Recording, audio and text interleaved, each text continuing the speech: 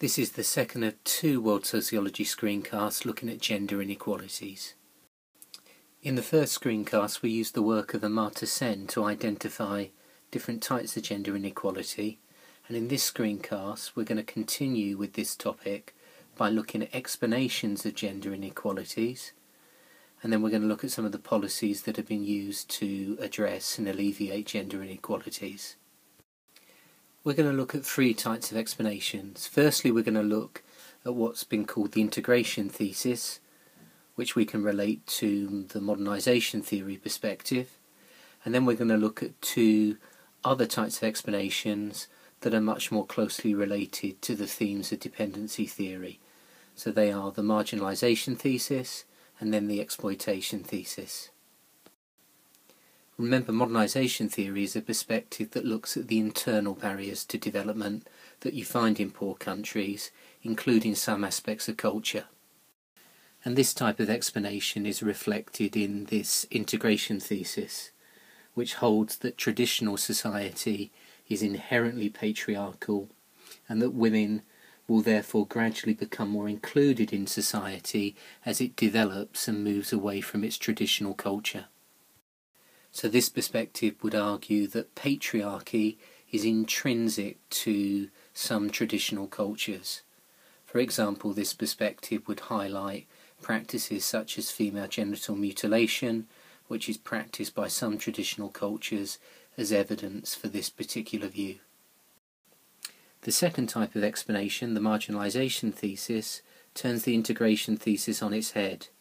So this perspective argues that patriarchy is much more a product of colonialism rather than a product of the traditional culture.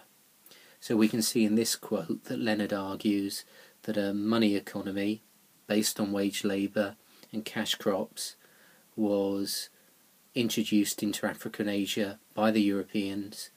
This meant that men were absorbed into the cash economy whilst women were left with all of the work traditionally associated with subsistence food production. So this type of gender segregation, Leonard argues, was very much a product of the colonial era. So this type of explanation, focusing on the long-term negative impact of colonialism, is much closer in spirit to dependency theory. And the third type of explanation that we're looking at, the exploitation thesis, also I think overlaps with dependency theory. And according to this perspective, gender inequality in the developing world exists because it serves the needs of the global capitalist economy. So for example, the argument here is that women provide a cheap and easily exploited source of informal labour for transnational corporations. For example, Daisy Francis found that over 85% of workers in free trade zones working in factories and sweatshops were women. And according to this theory, in many underdeveloped countries, ruling elites are complicit in this process of exploiting women, with governments acting like pimps in offering young women to foreign capitalists. For example, consider the following advert produced by the Malaysian government. I quote, "The manual dexterity of the Oriental female is famous the world over.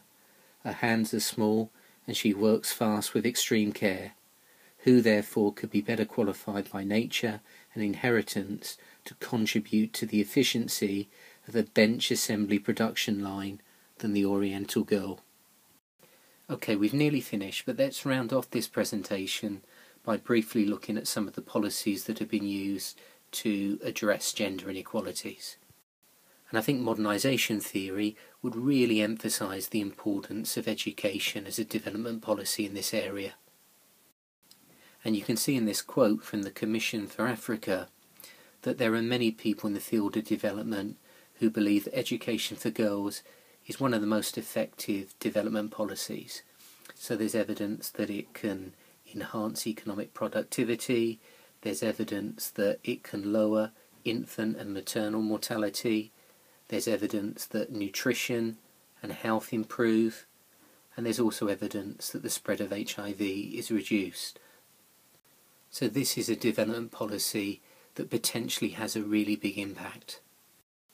A second type of development policy that has many supporters, this time associated very closely with the people-centred approaches, is microfinance or microcredit.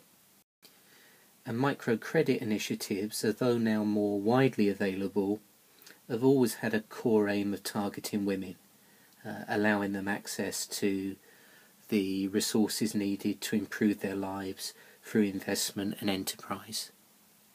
And because of some of the inequalities that women have faced in relation to the ownership of land and property, it's usually been much harder for women to get loans to start up businesses.